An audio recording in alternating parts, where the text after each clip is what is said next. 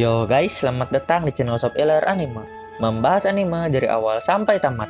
Di video kali ini, kita akan menonton seluruh alur cerita Hataraku Saibo. Let's begin. Hataraku Saibo ini, kalau di bahasa Indonesia artinya pekerjaan sel.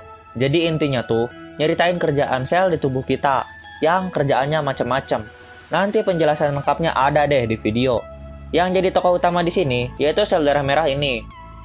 Tugas dia tuh ngangkut oksigen ke seluruh tubuh dan ngeluarin karbon dioksida. Kadang di anime ini juga, sel darah merah nganterin nutrisi. Ya, singkatnya si sel darah merah ini sama kayak kurir JNE gitulah.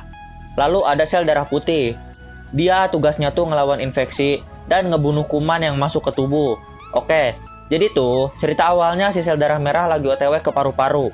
Tiba-tiba dia diserang kuman yang bernama Pneumococcus. Wujudnya kayak monster biru bertentakel. Biar lebih gampang, gue panggil aja kuman biru. Untung aja para sel darah putih udah siaga nolongin para sel lain yang diserang monster. Singkat cerita, para kuman mati dibunuh sel darah putih. Ngerasa keadaan udah aman, sel darah merah lanjut ETW ke paru-paru. Tapi entah kenapa, dia terus-terusan nyasar. Nih kurir, tapi nyasar mulu, heran gua. Saat dia nyasar ke tempat yang kayak gudang gitu, gak sengaja dia ketemu sama si kuman biru yang lagi ngebaca peta tubuh. Untung aja ada sel darah putih. Mereka bertarung, tapi si kuman biru ngilang. Sel darah putih gagal nangkep si kuman biru. Lalu sel darah merah ngasih tahu ke sel darah putih kalau si kuman biru itu berniat ke paru-paru. Karena mereka satu tujuan, jadi mereka OTW bareng ke paru-paru. Di perjalanan, mereka bertemu dengan sel T. Sel T ini digambarkan sebagai orang berotot yang kuat. Singkat cerita, sel darah merah dan putih sampai di paru-paru. Tapi sel darah putih keheranan. Kenapa pendeteksi kumannya aktif terus gitu kan? Awalnya dia pikir alatnya rusak. Tapi ternyata kuman biru itu bersembunyi di kotak bawaan sel darah merah. Sel darah putih dan kuman biru itu bertarung lagi. Tapi di sini sel darah putih pintar. Dia ngejebak si kuman biru masuk ke kapsul bersin. Dan kuman biru pun berhasil dimusnahkan. Besoknya, karena si sel darah merah nyasar mulu, jadi dia dibantu oleh seniornya sesama sel darah merah. Di sini mereka bertemu dengan trombosit. Trombosit ini digambarkan dalam bentuk anak kecil imut. Tugas mereka tuh ngehentiin pendarahan di tubuh. Caranya dengan membentangkan jaring yang disebut fibrin. Oke, lanjut. Si sel darah merah dan sempainya OTW lagi nganterin nutrisi. Tiba-tiba ada gempa. Efeknya tengah kota jadi berlubang dan banyak sel-sel yang kesedot ke dalam lubang itu. Usut punya usut, ternyata itu tuh luka gores. Jadi manusianya kena luka gitulah. Tak lama keluar para kuman dari dalam lubang itu. Bentuknya macam-macam. Mereka dipimpin oleh Staphylococcus aureus. Karena panjang gue sebut aja kuman kuning. Mereka itu kuman yang menyebabkan infeksi pada luka gores. Nah jadi kalau misalkan kita punya luka nggak langsung dicuci gitu, bakal diserang sama kuman ini. Dan lu bakal kena infeksi di luka, kayak bengkak gitulah pokoknya. Jumlah kumannya banyak banget. Tapi sel darah putih mampu ngelawan mereka semua. Tapi tetap aja karena jumlahnya kebanyakan, jadi sel darah putih kecapean. Untung aja datang bantuan. Tapi si kuman kuning itu kuat loh. Para sel darah putih terpukul mundur oleh si kuman kuning. Tak lama muncul bantuan dari para trombosit. Mereka memperbaiki luka gores tersebut. Mereka membentangkan fibrin dan luka pun berhasil ditutup dengan pembekuan darah. Abis luka ditutup, kuman-kuman yang tadi banyak banget jadi sedikit. Ya, lebih tepatnya mereka nggak bertambah lagi. Jadi, para sel darah putih bisa fokus membantai para kuman yang tersisa. Terakhir, si kuman kuning ditebas. Dia pun mati. Setelah pertarungan selesai, para sel darah merah dan putih dibekukan dalam fibrin untuk menyembuhkan luka.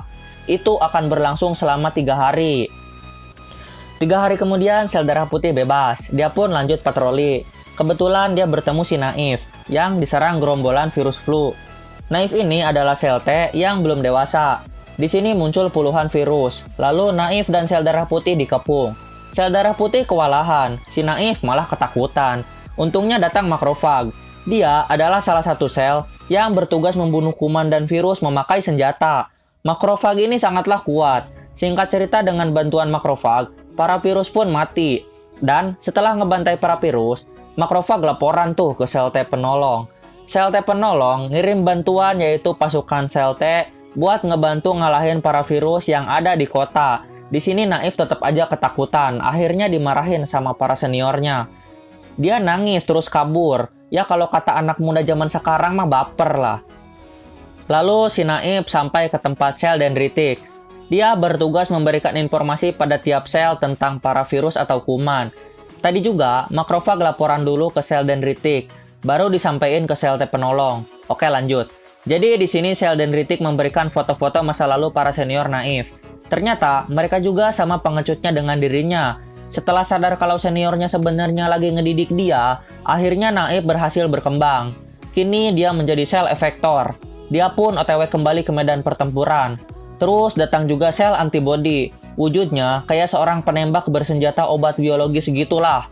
Lalu seluruh sel bekerja sama untuk membasmi para virus flu. Seminggu kemudian, mereka berhasil membabat habis para virus flu influenza. Tapi ternyata nyisa satu virus lagi. Dia levelnya A. Dia kuat bener. Sel efektor aja kalah sekali pukul. Beberapa hari habis kejadian itu, sel darah putih dan merah jalan-jalan di sistem pencernaan. Tiba-tiba pendeteksi kuman sel darah putih aktif. Rupanya ada kuman yang berniat nyuri nutrisi para sel darah merah. Di sana juga ada sel darah putih, eosinophil. Tapi dia kalah ngelawan kuman. Untungnya datang neutrophil nyelamatin eosinophil. Karena ribet, sel darah putih cowok gue panggil aja Shiro. Tak lama terjadi gempa. Itu disebabkan kuman Vibrio. Mereka tuh kuman yang muncul pas kita keracunan makanan. Jadi kalau kita sakit perut, kuman ini lagi nyerang kita guys. Dengan sigap, sel T penolong ngirim bantuan. Jumlah anak Vibrio ini sangat banyak, bahkan eosinophil dan Shiro sampai kerepotan. Lalu Shiro ditelan sama si Vibrio di sini. Eosinophil pun panik, tapi tak lama Shiro muncul dari dalam tubuh Vibrio. Vibrio pun mati. Tak lama bantuan datang, dan kuman pun almarhum. Tapi masalah belum kelar sampai di situ. Tiba-tiba asam lambung bocor. Usut punya usut, ternyata seekor parasit membolongi dinding. Hal itu ngebuat tubuh ngeproduksi asam lambung berlebihan. Efeknya pada manusia, kita akan muntah-muntah saat ini terjadi. Oke, lanjut. Si parasit ukurannya gede banget. Bahkan raungannya cukup buat ngementalin para sel.